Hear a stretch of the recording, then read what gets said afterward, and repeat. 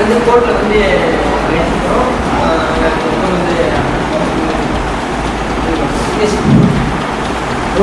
வந்து என்ன பண்ணுறீங்க அப்படிங்களா கோர்ட்டில் பார்த்தீங்கன்னா கொடுப்பாங்க.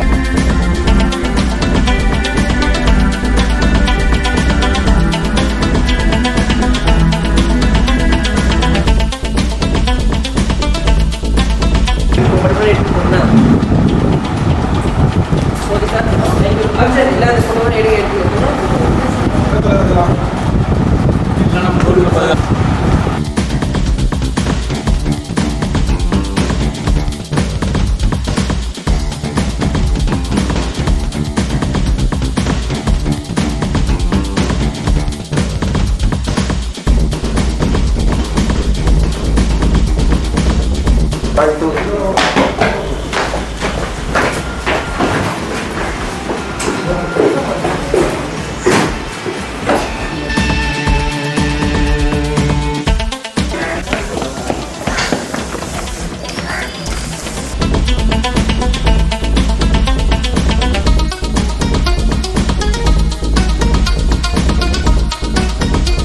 ஹலோ, தலைவரா, நம்ம வீட்டில் ரேடியோ வந்துருச்சு தலைவரா. யாருடைய வேலைன்னு தெரியல, பெரிய பிரச்சனை ஆயிடுச்சு தலைவரா. தான் பார்த்துக்கோங்க தலைவரா. உங்களுக்குமா தலைவரா? சரி தலைவரா, இது தப்பு நடந்துச்சு. ஏதோ என்ன யாரோ பிரச்சனை நமக்கு குறைச்சல் கொடுக்குறாங்க தலைவரா. நீங்க தான் பார்க்கணும் தலைவரா. சென்ட்ரல் மினிஸ்டர் வேலையோ நீங்க தான் பார்க்கணும் தலைவரா. சென்ட்ரல் இருக்கா இல்ல நம்ம இங்க லோக்கல் இருந்தாலும் தெரியல. தமிழ்நாட்டில் இன்று அதிரடியாக லட்சக்கணக்கான இடங்களில் வருமான வரித்துறையினர் சோதனைகளை நடத்தினர். கணக்கில் வராத பல லட்சக்கணக்கான கோடிகள் கைப்பற்றப்பட்டன. கைப்பற்றப்பட்ட அனைத்து பணமும் அரசு கருவூலத்தில் சேர்க்கப்பட்டன. தமிழக வரலாற்றில் இல்லாத வகையில் ஆளுங்கட்சி எம்எல்ஏ, அமைச்சர்கள் மற்றும் மத்திய அமைச்சர்கள் வீடுகளிலும் சோதனை நடத்தப்பட்டது. இதனை சற்றும் எதிர்பார்க்காத ஆளுங்கட்சியின் அமைச்சர்கள் முதலமைச்சருக்கு எதிராக கூடுகிறார்கள். வேறு முதலமைச்சரை தேர்ந்தெடுக்க முயற்சிக்கிறார்கள். இந்த வருமான வரித்துறையின் நடவடிக்கையை மக்கள் மிகவும் பாராட்டுகிறார்கள். இந்நிகழ்வு நாட்டில் பெரும் பரபரப்பை ஏற்படுத்தியுள்ளது.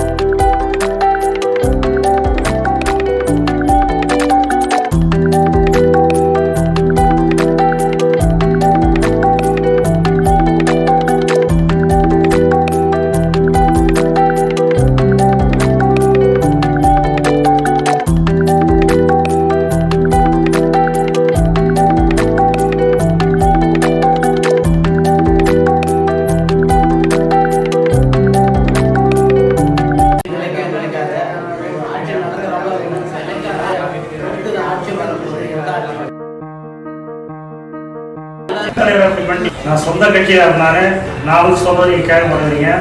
என் வீட்டுக்கு ரைட் அனுப்புறீங்க. நான் வேற ஆட்சி வேற அரசியலுக்கு போற மாதிரி முடிவு பண்ணிட்டேன். வேற சத்தங்க ரைட் அனுப்புறா சரி வராது. நான் ஒண்ணுமே வச்சில்ல. இப்பவே என் வீட்டுக்கு அனுப்புறீங்க. இதுவெல்லாம் சரி வராது. நான் அந்த இன்னும் ஒரு மாசத்துல வேலையை வச்சு போயிடுவேன். இது வந்து ஆட்சி கலைஞ்சிடும். இந்த ஆட்சி கவுக்க விட மாட்டேன். நான் இந்த ஆட்சி நிமிடம் நான் கவுத்து தான் மறுநாள் பார்ப்பேன். ஆளுநர் போய் பார்த்துட்டு நான் லெட்டர் கொடுக்க போகிறேன். என்ன விஷயம் ரைட் பண்ணுறீங்க? தேவையில்லைனாங்க உங்களுக்கு அனுப்பிச்சுமா ஒரு பெருங்கட்சிக்காரர்கள் போய் இப்படி செய்யுங்களா? நீங்க பண்றது சரியில்லை. நீங்க பண்றது ஒன்றும் ஆட்சி நிலைக்காது. உங்க ஆட்சி நடக்கிறப்பல ஒன்றும் சரியில்லை, நிலைக்காது. அடுத்தது ஆட்சி வரப்போகுது. எந்த ஆட்சி வந்தாலும் நம்ம கட்சிக்காரங்க வீட்டுக்கு எல்லாருமே எம்எல்ஏ மந்திரி வீட்டுக்கு அனுப்பிட்டு நீங்க என்னதான் பண்றீங்க முதலமைச்சர் அவர்களே? முனிவர் வச்சு இந்த இவ்வளோ பண்ணுறேன். முனிவர் 5 நிமிஷம் நான் வந்து செல்லாரசன் வாய்க்கு நான் மந்திரி பார்த்துட்டேன். இந்த இதெல்லாம் எதுவுமே இல்லாத ஆகிக்கிறாங்க. ஒரு தூசில பண்ணிடலாம். மண்ணை வந்துட்டு இருக்கு. அது இன்னும் அவர் இல்லாத ஒரு இது சப்போர்ட் எல்லாம் அவர் வச்சு பண்ணிக்கிட்டு இருக்காங்க. இவர் சப்போர்ட் வச்சு தான் பண்ணிட்டு இருக்கா. இவர் இல்லாத இவரோட பெரிய ஆளுங்க வச்சு அவர் ஒன்றும் இல்லாத ஆகிக்கிறான். இதுக்கு அதுக்கப்புறம் எங்களோட ஆட்சி நடத்துறது கொண்டு வந்துடும் காட்டுறோம். பட்டு மாரியம்மா மையமுள்ள தாய மக்கள் குறை தீர்ப்பவளை உமையவள் தேவியம்மா. ஓம் கிரீ ஓம் ஜெகதீஸ்வரி ஓம் பரமேஸ்வரி ஓம் ஓம் மாதேஸ்வரி ஓம் ஓம் புவனேஸ்வரி ஓம் ராஜேஸ்வரி ஓம் ஓம் அகில லோகங்களும் காக்கின்ற அங்காளி பரமேஸ்வரி ஈரேழு லோகங்களை காக்கின்ற எந்தன் படபத்ரக்காளி அம்மா உமையவள் தேவி. ஓம் கிரீ ஓம் ஜெகதீஸ்வரி மகா சக்தி படைத்தம்மா காளீஸ்வரி அம்மா. அங்கமெல்லாம் லிங்கம் கொண்டு ஆடி வரும் தாயே அம்மா. சிங்கத்தில் மீதமந்து சீறி வரும் தாயே அம்மா. செவ்வாடை அணிந்து ஓடி வரும் தாயே உமையவள் தேவி அம்மா. நீ கோரப்பல்லும் கோதண்டனாக்குடன் கோபக்குடியுடன் ஆடி வரும் மகாகாளி திருசூரி அலங்காரீஸ்வரி உமையே. சக்தி கபால சக்தியும் கத்தியும் கடாயுதமும் அரைக்கத்தலையும் கையிலேந்தி ஆவேச குறியுடன் ஆடி வரும் காளி உமையே. இந்த அகிலோகம் காக்கின்ற அடங்காத பெய்களில் ஓம் மகாசக்தி மந்திர திருஷ்டிகளில் ஜவ சக்திகளும் பற்றி அஷ்டபதம் தவறும் நீ ஆடி வரும் காளியம்மா உமையவள் தேவி அம்மா. நீ கோர பல்லுடனும் கோதண்ட நாக்குடனும் கோவைக்குரியுடன் ஆடி வரும் அகோர சக்தி படைத்த அங்காளி ஈஸ்வரி உமையே. ஓம் காளியே ஓம் மகாகாளியே ஓம் திரிசூலியே ஓம் அலங்காரியே ஓம் அங்காரியே மகாகாளி ஓம் ஜெகதீஸ்வரி ஓம் மாதேஸ்வரி வாம் ஓம். இவனுக்கு சக்தி எல்லாம் போயிடணும். இவனுக்கு வந்து எந்த தொல்லையும் கொடுக்காமல் சக்தியெல்லாம் முக்கிய எந்த தொல்லையும் கொடுக்காமல் இருக்கணும். இருந்தாலும் இந்த இடத்தை விட்டு விளையாட வேண்டும். மகாசக்தி படைத்த அம்பேருக்கு சக்தி குணம் லைக்கு சார்ந்த விலைக்கு விட வேண்டும். உமையவள் தேவியே.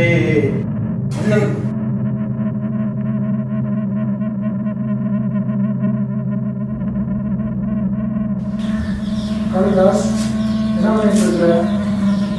நீ இந்த மாதிரி பண்ணிட்டு இருந்தாலும் அம்மாவோட அருள் கிடைக்காது. நான் அம்மாவோட அருளால மக்களுக்கு நல்லது பண்ணணும்னா தீய சக்தி கிடையாது. மனிதர்கள் தீய சக்தியினால நான் மக்களுக்காகவே நல்லது செஞ்சு கொண்டு அதுல ஈரோகங்களாய் தொடர்ந்து என்ன உங்களோட பெயின் சுவாசி நல்லதே செய்துக்கிட்டு இருக்கு. உங்களை தப்பா சொன்னதாலும் நான் செஞ்சேன். நீ அம்மாவுடைய அருள் பெற்றவங்க மனுஷங்க சும்மா விட்டு போகிறேன். ஐடி ரைட் பண்ணுறது இயல்பாக நடக்கக்கூடிய ஒன்று. யார் வருமானத்துக்கு அதிகமாக பணம் சேர்த்து வச்சிருக்காங்களோ அவங்களுக்கு தான் அது பிரச்சனை. உங்ககிட்ட இருக்கிற சொத்துக்கு ஒழுங்கா கணக்கு காட்டிட்டீங்கன்னா உங்களுக்கு பிரச்சனை இல்லையே. மக்களுக்கு சேர வேண்டிய பணத்தை உங்களை மாதிரி ஆட்சியில் இருக்கிறவங்க அமைக்க வச்சுக்கிட்டா நாடு எப்படிடா முன்னேறும்? மக்களுக்கு நலத்திட்டங்களை எப்படி பண்றது? நீங்க உழைச்சி சம்பாதிச்ச ஒரு பைசா கூட ஐடி ரைட்ல எடுத்துருக்க மாட்டாங்க. அப்புறம் என்னத்துக்கு இந்த சத்தம்? ஆட்சியில இருந்துகிட்டா என்ன வேணும்னாலும் பண்ணலாங்கிற திமிரு தானே. மக்களுக்கு வேலை இல்லையே, எல்லாருக்கும் வேலை கிடைச்சா தமிழ்நாடு முன்னேறுமே அப்படிங்கிற ஒரு நல்ல எண்ணத்துல செயல்பட்டா அதை தடுக்க உடனே வந்துடுறீங்களே. ஏன்னா அவன் ஆட்சியை கவுக்கிறன்னு சொன்னது. நீங்க உயிரோட பயணியாமைக்கு வரணும்னா மக்களுக்காக தான் வாழணும் அப்படிங்கிற முடிவோட இருங்க. ஒரு பைசா கூட லஞ்சம் வாங்க கூடாது. அதை யார் பண்ணாலும் உடனே தட்டி கேட்கணும். அது ஆட்சி அதிகாரத்துல இருந்தாலும் சரி இல்லைனாலும் சரி. இனிமேல் ஒரு சத்தம் வரக்கூடாது. அப்படி வந்துச்சு அதான் உங்களுடைய கடைசி நிமிடம். மக்களுடைய வரி பணத்தை மேனேஜ் பண்றதுதான் உங்களுடைய வேலையே. அது வந்து உங்க அப்பாவோட சொத்து மாதிரி ஆளுகளுக்கு பதிக்கிறீங்க. நீங்களும் உண்மையிலும் மனுஷங்க தானே? ஐயோக்கியா இருக்கலாம். எல்லாருமே பாசம் இருக்கிற மாதிரி நடிக்காதீங்க. பாசம் இருந்தா அதை செயல காட்டுங்க. மக்களுடைய பிரச்சனைகளை தீர்த்து அவங்களுக்கு எல்லாருக்கும் வேலை கிடைக்கிற மாதிரி பண்ணுங்க. உலகத்துல எந்த மூலையில இருக்கிறவனும் பிரச்சனை இல்லாம இருக்கலாம். அந்த கவர்மெண்ட் நினைச்சா உலகத்துல இருக்கிற எல்லா பிரச்சனைகளுக்கும் தீர்வு இருக்கு. எல்லா நாட்டுல இருக்கிறவனுக்கும் வேலை கிடைக்கிறதுக்கு வாய்ப்பு இருக்கு. ஆனா அதை செயல்படுத்ததான் கவர்மெண்ட் தயாரா இல்லை.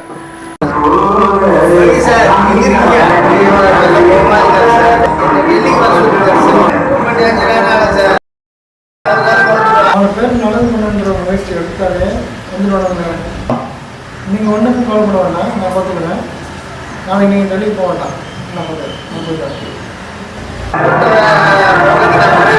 போகலாம், ஆனால் நீங்கள் போக வேண்டாம். பிஎம் இருந்து தமிழ்நாடு ஒரு மேலும் ஒன்றும் பண்ணல. நம்மளே ஏதாவது முயற்சி பண்ணி ஏதாவது பண்ணணும்னு நினச்சது கூட அவ்வளோ மாட்டாங்க. நான் பார்ப்பேன்.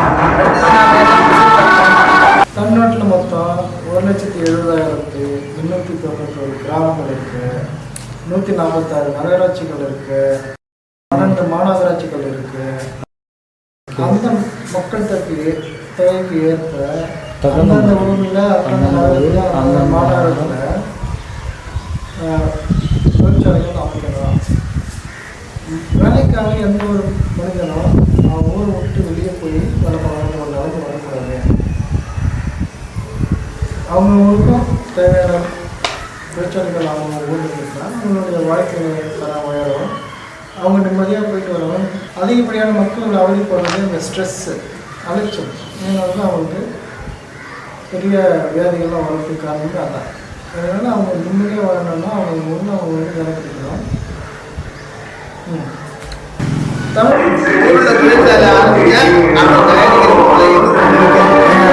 தமிழ்நாட்டில் மொத்தம் 8 கோடி மக்கள் இருக்காங்க. அந்த 8 கோடி மக்களுக்கு கிட்ட தான் நம்ம வைக்க போகிறோம். இந்த 8 கோடி பேருக்கு என்னென்ன தேவைகள் இருக்கோ அதை தயாரிக்கிற கம்பெனி தான் நம்ம உருவாக்க போகிறோம். அவங்களுடைய தேவைகளை பூர்த்தி செஞ்சாலே நமக்கு போதும். எல்லோரும் வேலைக்கு போகணும், அதுதான் நமக்கு முக்கியம். அதே சமயத்தில் நம்ம தயாரிக்கிற பொருளையும் நம்ம மக்களே வாங்கினா அது சாத்தியமான ஒரு வேலை. இந்த 8 கோடி பேரும் தமிழ்நாட்டில் உற்பத்தி ஆகிற பொருளை மட்டும்தான் வாங்கணும். வேறு எங்கேருந்தால் இறக்குமதியோ ஆன்லைன் ஆர்டரோ பண்ணக்கூடாது. கவர்மெண்ட்டில் தயாரிக்கிற பொருளை மட்டும்தான் அவங்க வாங்கணும். அந்தந்த தேவையான குவாலிட்டி நம்ம உருவாக்கி தருவோம். அந்தந்த ஊரில் இருக்குது, அந்தந்த ஊரில் வேலை கிடைக்கும். ஆனால் அந்த வேலைக்கு அவன் சைக்கிளில் போயிட்டு வரலாம், இல்லை நடந்தே கூட போயிட்டு வந்துடலாம். கார் பைக்குன்ற ஒரு தேவை இருக்காது. இதனால் கார் பைக்கு பஸ் எண்ணிக்கை குறைக்கலாம், டிராஃபிக் ஜாம் இருக்காது, பெட்ரோல் டீசல் உபயோகத்தை குறைக்கலாம், மக்களுடைய வாழ்வாதாரமும் உயரும். அதனால் நாட்டுடைய பொருளாதாரமும் வளர்ச்சி அடையும்.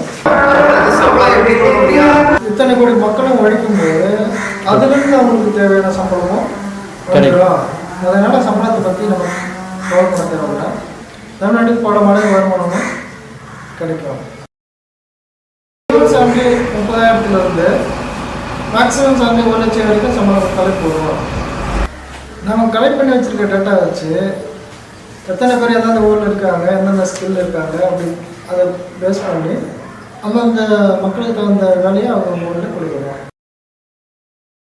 விவசாயம் கூட அரசாங்க வேலையை மாற்றணும். இதுக்கு நீங்கள் தொழில்துறை அதிகாரிகளை கூப்பிட்டு இது சம்மந்தமான ஒர்க்கை ஸ்டார்ட் பண்ண சொல்லிடுங்க.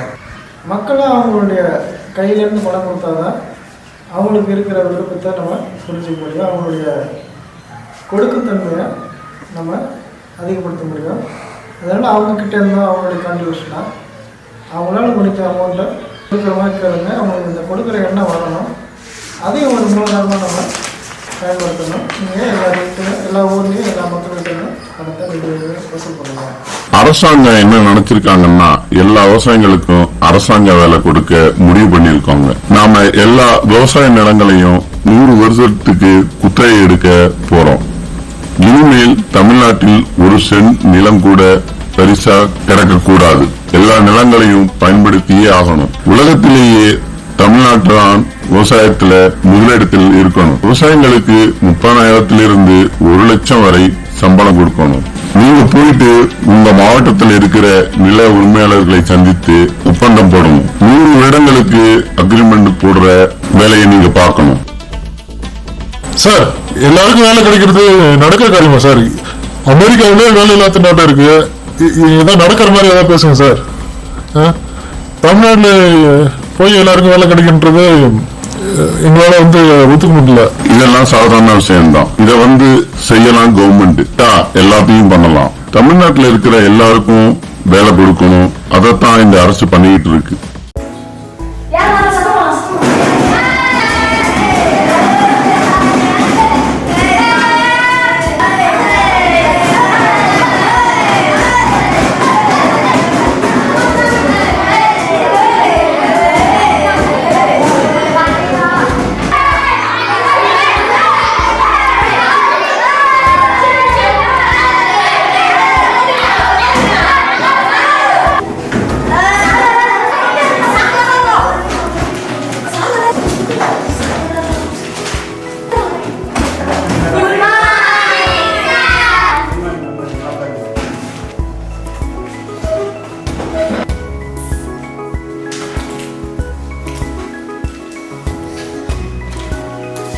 யாரை தம்பி கேட்குது? கேளு. சார் ஒளிமயமான எதிர்காலம்னா எதிர்காலத்துல ஒளி அடிக்கிறதா சார்? நான் தம்பி கொஸ்டின் கேட்டேன். இது ஒளிமயமான எதிர்காலம் என்னன்னு கேட்குறியா? உள்ள எதிர்காலமே இருக்காது எனக்கு. ஏன்னு கேள நீ ஏன்னு கேள இப்படி கேட்கணும். ஏன்னு உட்காரு. ஏன்னா பிளாஸ்டிக் எல்லா பொருளுமே பிளாஸ்டிக்ல யூஸ் பண்றோம். பிளாஸ்டிக் யூஸ் பண்ணிட்டு எங்க போறோம் நம்ம? நீ சொல்றது ஏய் எது குப்பையில எங்க போகுது? தரவுல போகாது. மக்காது. பிளாஸ்டிக்ன்ற பொருள் மக்காது. சரியா? மக்காம அது என்ன பண்ணும்? அது நம்ம உரம் போடுற உரம்லாம் அது உள்ள இருக்காது. பிளாஸ்டிக் இருக்கிறதால அதனால மரம் வளராது. மரம் வளரனா என்ன பண்ணுவோம்? மழை பெய்யாது. மழை பெய்யலாம் தண்ணி கிடைக்காம கொஞ்சமா அழிய ஆரம்பிக்கும். மழை இல்லாம குடி தண்ணி இல்லாம மக்கள் அழிய ஆரம்பிப்பாங்க. எல்லா நோய்களும் வரும். புரியுதா? அதை வச்சா நடத்த போக முடியும். பிளாஸ்டிக்கை கண்டுபிடிச்சுவான் அப்பயே இந்த பிளாஸ்டிக்ல இருந்து நோய் இருக்குன்னு சொல்லிட்டு அப்பயே ஆக்சிடென்ட் சொல்லி எதுக்கு சார் இப்போ அடிக்கணும்? நல்ல கொஸ்டின் அது. அப்பப்போ ஒரு காலத்துக்கும் அப்பப்போ ஒரு கண்டுபிடிப்பு வரும். அது அந்த காலத்திலேயே நிராகரிக்கணும். நிராகரிக்கலைன்னா அது கொஞ்சம் வளர்ந்து மக்களோட அத்தியாவசிய தேவைகளுக்காக வந்துடும். புரியுதா? இந்த காலத்துல அது நம்மளுக்கு கெடுதலாகுது. இப்போ நம்ம அதை ஒழிச்சே ஆகணும். அந்த காலத்துல தேவைப்படுது. சரியா? இந்த காலத்துல அது ஒழிக்கணும் நம்ம. புரியுதா? நடத்தலாமா கிளாஸ்? எல்லாம் மாறிக்கு தான் ஆகி சார் எனக்கு ஒரு டவுட் சார். படிக்காத சார் அப்படின்னா என்ன சார்? படிக்காத என்னன்னு கேட்டீங்களா? அது ஒன்றும் இல்லை. இப்போ படித்தவங்க இருக்காங்கல்ல, படித்து அவங்க செய்கிற காலத்தில் படிக்காதவங்க செய்கிறாங்கல்ல, இப்போ எல்லாம் படிக்காத மாதிரி. இப்போ காமராஜர்லாம் இருக்காங்கல்ல, காமராஜர் என்ன பண்ணாங்க? இப்போ நீங்கள் உட்காந்து காரைக்காடு கிராமத்து ஸ்கூல் ஓப்பன் பண்ணது 10,000க்கு மேற்பட்ட ஸ்கூல் ஓப்பன் பண்ணது யாரு? காமராஜர் தான். புரியுங்களா? அது மாதிரி எவ்வளோ பேர் இருக்காங்க. சச்சின் டெண்டுல்கர் இருக்காரு. சச்சின் டெண்டுல்கர் என்ன பண்ணாரு? God of the cricketer, world லெவலில் பெஸ்ட் கிரிக்கெட் பிளேயர். அவர் வந்து 10th ஃபெயில். படிக்கிறது முக்கியம் இல்லை. நம்ம உள்ளேருந்து வர அனுபவம், ஒருத்தங்களோட பழகிற அனுபவங்கள், அதுதான். ஓகேவா? புரியுதா? எல்லாருக்கும் படித்தா மட்டும் பெரிய ஆள் கிடையாது. நல்லா பேசணும், அனுபவம் எல்லாருக்கிட்டையும் அனுபவம் வேணும். சார் அப்போ நாங்கள் படிக்காமல் நிறையாவே போகலாம் சார். நாங்கள் எங்களை ஏன் சார் படிக்க வைக்கிறாங்க? அப்போ நாங்கள் ஏன் படிக்கணும்னா, இந்த காலத்தில் படித்தாதான் வேலைக்கு போக முடியும், சம்பாதிக்க முடியும். அந்த காலத்தில் அதுக்கான சோர்ஸ் கிடையாது. பள்ளிக்கூடவங்கள மாதிரிலாம் கிராமத்துக்கு பள்ளிக்கூடம் கிடையாது. கஷ்டப்பட்டு முன்னேறி வந்தாங்க. இந்த காலத்துலாம் அப்படி முன்னேற முடியாது. ஒருத்தர் முன்னேறினா பின்னாடி முடிச்சு எடுத்துருவான். காம்படிட்டிவ் எழுதி. ஓகேவா? இந்த காலத்துல எல்லாம் நல்லா படித்தாதான் மேலே போக முடியும். இப்படிலாம் கொஸ்டின் கேட்டிங்கன்னா இங்கே தான் வந்து முடியும். நீங்கள் பாருங்களா? அழகு கேட்கணும். என் கல்யாணம் தான் அவளுக்கு பார்த்தீங்கன்னா உங்ககிட்ட வந்து என் தலையைத்தே போயிட மாட்டேங்குது. ஏன்னா ஃபுல்லாக கொஸ்டின் கேட்டீங்க. எங்கள் கேரக்டரும் உங்களை போட்டு தொலைஞ்சிட்டாங்க உங்ககிட்ட.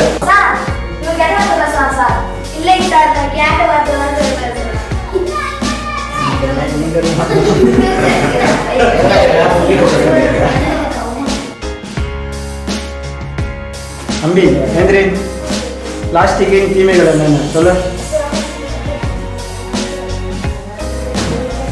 தம்பி ஏந்திரன், பிளாஸ்டிக்கின் தீமைகள் என்னென்ன சொல்ல? என்ன தம்பி முடிக்கிற? ஒரு மனமா கிளாஸ் எடுத்துருக்கு. என்ன தான் தவிச்சேன் ஏந்திரு.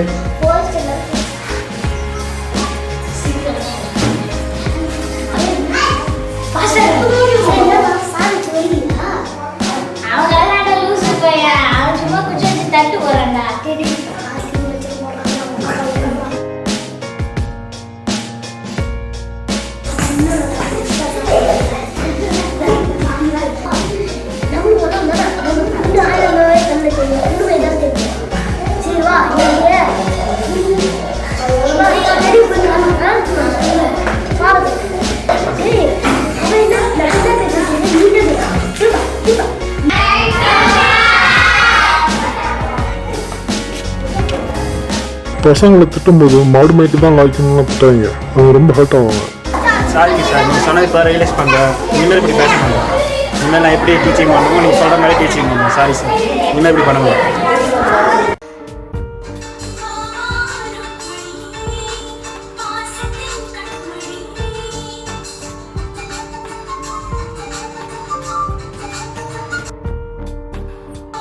என்ன பள்ளிக்கூடங்கள இன்னும் எப்ப பார்த்தாலும் நாள போல ஒரு வாரமா போலன்னா என்ன படிப்பு என்ன படிப்பு படிச்சு முன்னேறது பெரிய பெரிய பள்ளிக்கூடம் நல்ல கான்வென்ட்ல படிச்சு படிப்பு நல்லா ஃபர்ஸ்ட் மார்க் வாங்கணும்ல. நீ எப்படி படிச்சு எப்படி முன்னாடி எதுக்கு சம்பளம் வந்து ஏற்றிட்டாங்க. மாதம் மாதம் சம்பளம் ஏற்றி தருவாங்க. ஒரு வயசுக்கு கொடுத்தாரா 2 வயசுக்கு கொடுத்தாருன்னா ஏற்றி தருவாங்க. அதுதான் அவங்க அப்பா வேணும் சொன்னேன். எதுக்கு இந்த கவர்மெண்ட் பள்ளிக்கூடத்தை சேர்த்து விட்டாங்க. அவங்க பணம் செலவு போகுதுன்னு பண்ணிட்டாங்க அவங்க அப்பா இந்த மாதிரியே. ஏன் சம்பாதிக்க வேண்டியது அவங்க அப்பா என்ன வேலை சம்பாதிச்சு பள்ளிக்கூடம் படிக்க வச்சுருந்தான். எவ்வளோ காசு கொடுத்தாலும் சைக்கிள் லீவ் விட்டு வரானோ ஒரு வாரத்தில் 2 நாள் லீவ் விடுறான். அப்புறம் அந்த லீவு இந்த லீவு எவ்வளோ சம்பளம் வாங்குறானோ 50,000 சம்பளம் வாங்கல. கவர்மெண்ட்னா கரெக்டாக படிக்கிறாங்கல்ல சொல்லி கொடுக்குறாங்களே சொல்ல அடுத்தது கான்வென்ட்டில் சேர்த்து சொல்லு. நல்லா படித்து முன்னேறணும். ஏதோ படிச்சுன்னு படிக்காது. நல்ல மாதிரியா படித்து நல்ல மாதிரியா படிச்சு மாதிரி வாங்க. நல்ல மாதிரியா வேலைக்கு போகணும்.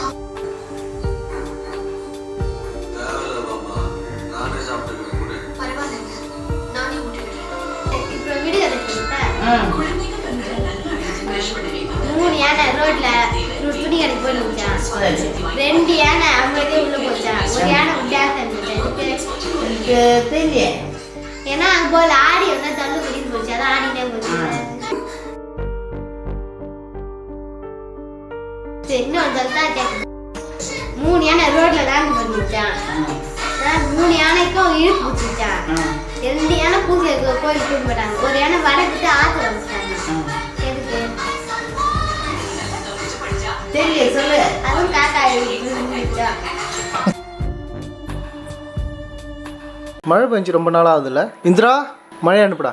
மாதத்துக்கு 3 தடவை மழை பெய்யணும். இதில் ஏதாவது தவறு நடந்தது உன்னை உண்டு இல்லைன்னு பண்ணிவிடும். நான் இங்கே இருக்கிற வரைக்கும் இது நடக்கணும்.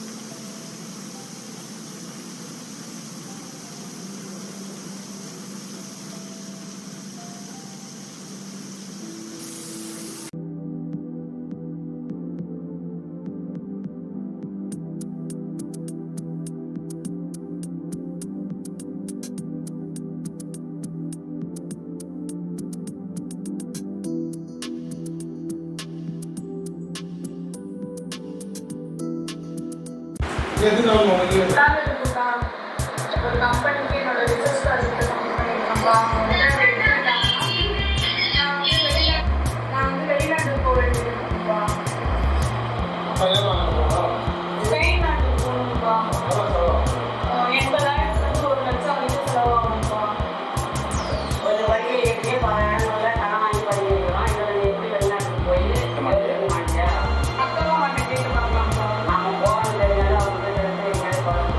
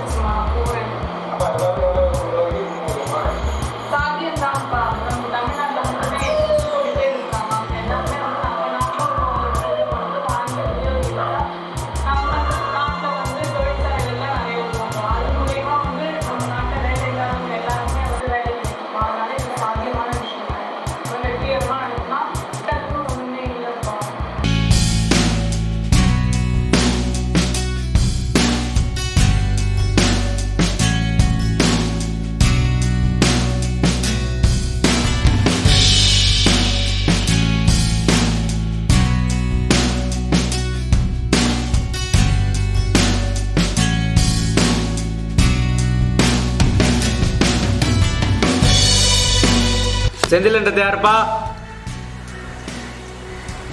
தபால் வந்திருக்குப்பா. இந்தாப்பா அப்பாயின்மெண்ட் தபால் வந்து கவர்மெண்ட் ஸ்டாஃப் அப்பாயின்மெண்ட் ஆர்டர் வந்திருக்குப்பா. ரொம்ப சந்தோஷம். எதா பார்த்து கொடுங்க. உழைச்சி சம்பாதிங்க, கவர்மெண்ட் வேலை தான் இருக்கீங்க. கவர்மெண்ட் வேலை தான் இருக்கும். இருந்தாலும் ரோட்டில் வந்து சிரமப்பட்டோம். எதாவது பார்த்து கொடுப்பா. சரி கண்ணு எதாவது பார்த்து கொடுப்பா. அப்பாயின்மெண்ட் ஆர்டர் வந்து எதாவது பார்த்து சில்லரேட் வந்து கொடுப்பா. நீ சந்தோஷப்படுறல அப்பாயின்மெண்ட் ஆர்டர் வந்து கொடுத்து நாங்கள் சந்தோஷப்பட தேவையில்லையா? ஃபர்ஸ்ட் மாதம் சம்பளம் கொடுத்துட்றேன், 100க்கு 200 கொடுத்துட்றேன். சரி போங்க, பெரிய தலைவலியாக இருக்குது போங்க. சரி போங்க.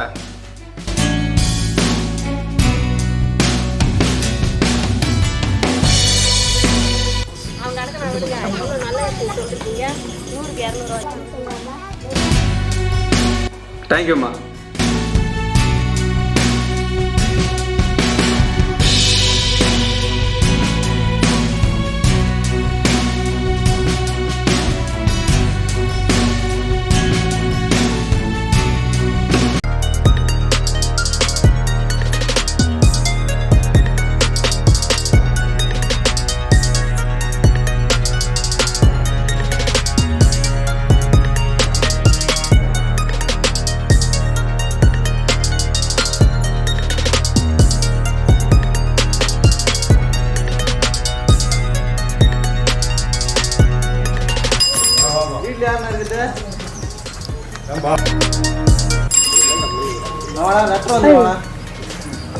என்ன பண்ற? உங்க வேலை கிடைச்சிருக்கு. சொல்லுப்பா. லெட்டர் வந்துங்க உங்களுக்கு. கவர்மெண்ட் வேலை கிடைச்சிருக்கு. ஓகேப்பா, ரொம்ப சந்தோஷமான செய்திப்பா. சரி பார்த்து எதாவது செய்யுங்கண்ணா. ரொம்ப சந்தோஷம். சரி.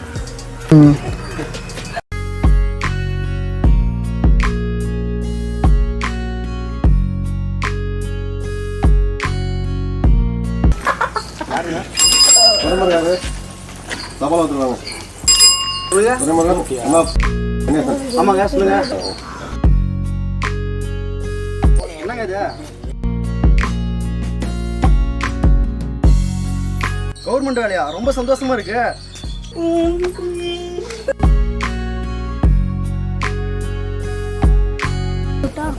போயிட்டாங்க.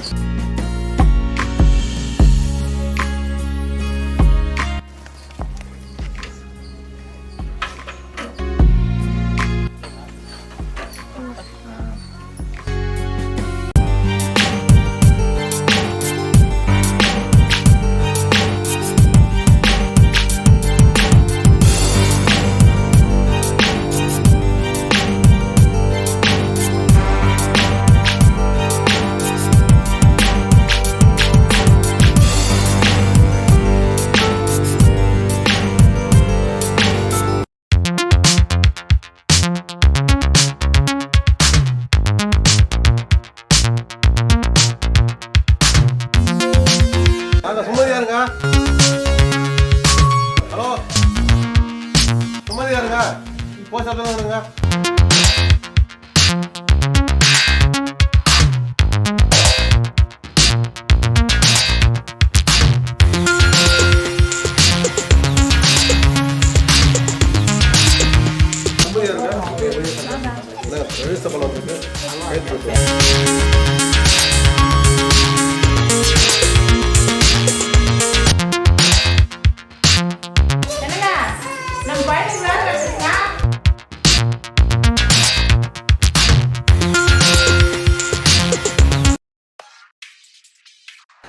இந்த அப்பாயின்மெண்ட் ஆர்டரை ஊருக்கே தெருவுக்கு ஃபுல்லாக சொல்கிறோம். ஊருக்கே சொன்னதான் நம்ம யாருன்னு தெரியும். எவ்வளோ கேவலமாக பேசினானோ. நெட்ரா டே நெட்ரான்ற நெட்ரா, நீ தான் எனக்கு டிரைவர். எனக்கு ஆர்டர் வந்து ஊரை ஃபுல்லாக சொல்ல போகிறோம். இந்த ஆர்டரை சொல்ல போகிறோம். எனக்கு வேலை கிடச்சிருக்கு. எங்கடா போகிறேன்? வேலையாக போயிருக்கான். டிஸ்டர்ப் பண்ணாதா, வழி விடாதே. ஒரு கவர்மெண்ட் அதிகாரின்னா என்னையே எகித்து பேசுறியா நீ? நிறுத்துறா. என்னைக்கு என் கூட தான் நீ சுத்த போற. ஏய் அடிச்சிருவேன். கவர்மெண்ட் அதிகாரிடாண்ணா. கவர்மெண்டே என் பின்னாடி, தமிழ்நாடே என் பின்னாடிடா. வண்டி திருப்புடா திருப்புடான்ற. செருப்படா. இன்னைக்கு கடலூர் மாவட்டம் ஃபுல்லாக அலர் விடுறோம். வா வண்டி எடு. நீ இப்போ எடுக்கிற எவ்வளோ ஃபாஸ்ட்டாக போகணுமோ அவ்வளோ ஃபாஸ்ட்டாக போகிறோம். கடலூர் ஃபுல்லாக சுற்றுறோம். போலாம் போலாம் ரைட் போடா.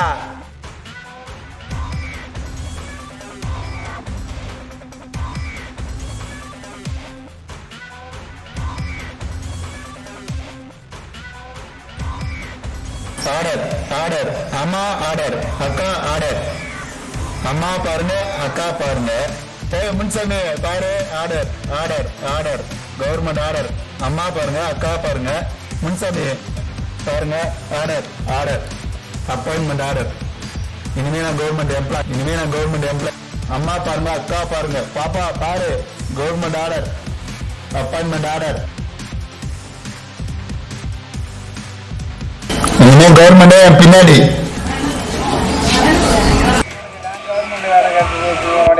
தாங்க முடியல. எவன் தான் வேலை கொடுத்தான்னு தெரியல. அம்மா ஆர்டர். அம்மா பாருங்க அக்கா பாருங்க. தாத்தா பாருங்க order government order government order. இனிமேட்டு என்ன பார்க்கணும்னா டெல்லிக்கு தான் வரணும்.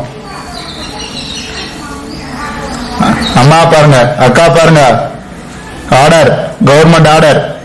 இனிமே என்ன பார்க்கணும்னா அங்கதான் டெல்லிக்கு தான் வரணும். அம்மா பாருங்க அக்கா பாருங்க. கருப்பா பாடுறா புண்ணிசாமி எல்லாம் பாருங்க. இனிமே என்ன பார்க்கணும்னா மேலதான் வரணும். அவனுக்கு வந்தா வாழ்வா. இவனுக்கு வேலை கிடைச்சாலும் கிடைச்சது. இவன் இந்த மாதிரி அவனுக்கு வாய்க்கு வந்தது எல்லாம் பேசுறாப்பா. அவனுக்கு வந்த வாழ்வு. அம்மா பாருங்க அக்கா பாருங்க. சித்தப்பா பாத்துங்க கவர்மெண்ட் ஆர்டர். இனிமே என்ன பார்க்கணும்னா டெல்லிக்கு தான் வரணும். என்ன எப்படிலாம் திட்டுனீங்க. கையில பாத்தீங்கன்னா ஆர்டர். எனக்கு வேலை கிடைக்குமான்னு கேட்டீங்கல்ல. பாருங்க பாருங்க. என்ன பாக்கணும்னா டெல்லிக்கு தான் வரணும். ஒரு கவர்மெண்டே என் பின்னாடி. இன்னும் இங்கே சுத்திட்டு இருந்தா எப்படா. அக்கா பாருங்க அம்மா பாருங்க சித்தி பாருங்க தங்கச்சி பாருங்க ஆர்டர் அப்பார்ட்மெண்ட் ஆர்டர்.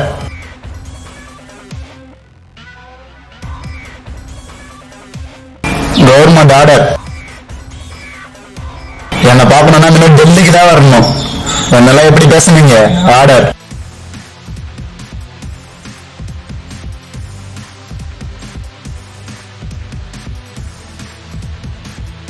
பாப்பா பாரு ஆர்டர் பாரு பாரு. தங்கச்சி பாரு சித்தப்பா பாரு கருப்பா பாரு ஆர்டர் ஆர்டர். என்ன எப்படி பேசுனீங்க ஆர்டர் பாரு கவர்மெண்ட் ஆர்டர். என்ன பார்க்கணும்னா இனிமேல் டெல்லிக்கு தான் வரணும். டெல்லிக்கு தான் வரணும்.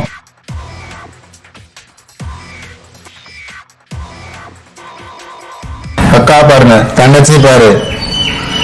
சோயா பாடுறா.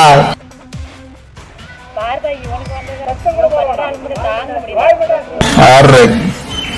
என்ன பார்க்கணும்னா இனிமேல் டெல்லிக்கு தான் வரணும். வீட்டுல யாரும் இல்லையா ஆர்டர் பாரு. வெளில போறேன் வெளிநாட்டுக்கு டெல்லிக்கு போறேன். ஃபுல்லா என் கவர்மெண்ட் ஃபுல்லா என் பின்னாடி. இப்ப வேலை கிடைச்சிருக்குன்னு மைக் போட்டு சொல்றானே தவிர என்ன வேலை கிடைச்சிருக்குன்னு எங்கேயாவது சொல்றானா? இவனுக்கெல்லாம் என்ன வேலை கொடுத்துருப்பாங்க? வடிவேலு மாதிரி மணி அடிக்கிற வேலையா தான் இருக்கும். பின்ன என்ன கலெக்டர் வேலையா கொடுத்துருப்பாங்க? இந்த தெரு பக்கம் போ போ போ. இந்த இதுல போ. இந்த தெரு மட்டும் தான் இருக்க போ போ போ. உள்ள போ உள்ள போ. பாத்துக்க.